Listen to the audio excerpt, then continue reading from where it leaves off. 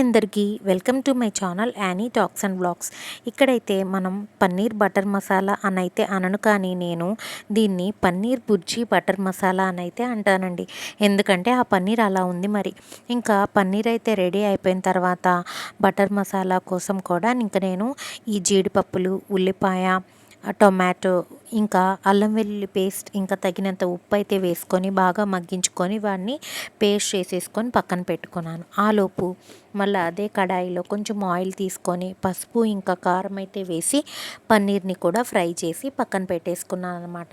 అన్నట్టు ఈ పన్నీర్ బటర్ మసాలా మాకు ఇంత పరిచయం అవడానికి కారణం ఒకరు మా మేనత్ అనమాట. ఎప్పుడు ఫ్రీక్వెంట్గా కూడా ఇట్లా పన్నీర్ని వాళ్ళు యూటిలైజ్ చేస్తూ ఉండేవాళ్ళు. అన్నట్టు మా మేనత్త యూట్యూబ్ ఛానల్ని మీ అందరికీ కూడా షేర్ చేశాను.